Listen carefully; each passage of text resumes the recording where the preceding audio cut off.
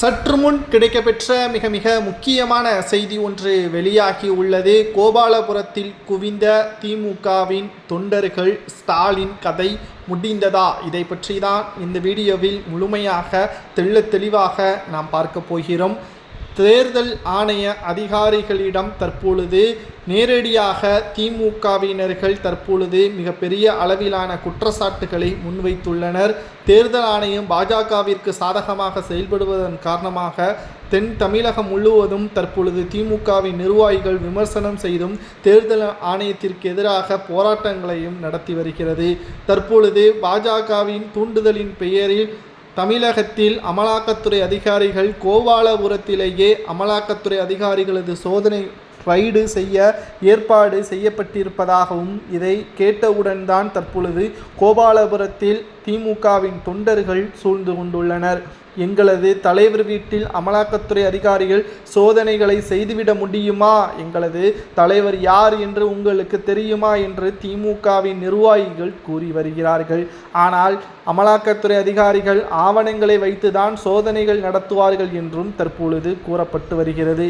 இதை ஸ்டாலின் நினைத்தாலும் கூட தடுக்க முடியாது என்றும், அவ்வாறு குற்றச்சாட்டுகள் எழுமையானால் அவர் மீதே வழக்கு பதிவு செய்து அவரது கதையும் அதோட முடியும் என்பதற்கேற்ப தற்பொழுது அமலாக்கத்துறை தரப்பிலிருந்து தகவல்களும் தற்பொழுது கிடைக்கப்பெற்றுள்ளது.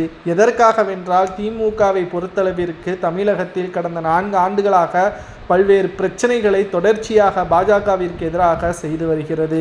2026 சட்டசபை தேர்தலில் எப்படியாவது அதிமுக கூட்டணியான பாஜக வெற்றியடைந்துவிட வேண்டும். அதற்கு தடையாக இருப்பது திமுக மட்டும்தான். திமுகவை தற்பொழுது அமலாக்கத்துறை அதிகாரிகளை வைத்து மட்டும்தான் பிரச்சனையில் சிக்க வைக்க முடியும் என்ற காரணத்தினால் அமைச்சர்கள் வீட்டில் நடத்த சோதனைகள் அடுத்து தற்பொழுது கோபாலபுரத்தில் உள்ள வீட்டில் அமலாக்கத்துறை அதிகாரிகள் சோதனைகளை நடத்த திட்டமிட்டுள்ளனர்.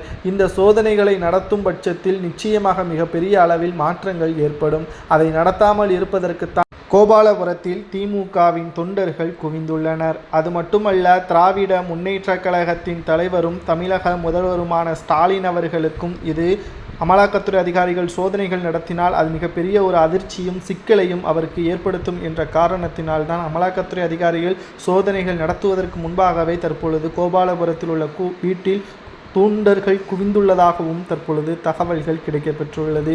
உங்களது கருத்துக்களை கமெண்ட் வாயிலாக கூறுங்கள். ஸ்டாலின் அவர்களது வீட்டில் மற்றும் திமுகவின் தலைவருமாக முன்னாள் முதல்வருமாக இருந்த கலைஞர் அவர்களது வீட்டில் சோதனைகள் நடத்தப்படுவது சரியா தவறா என்பதை கமெண்ட் வாயிலாக கூறுங்கள்.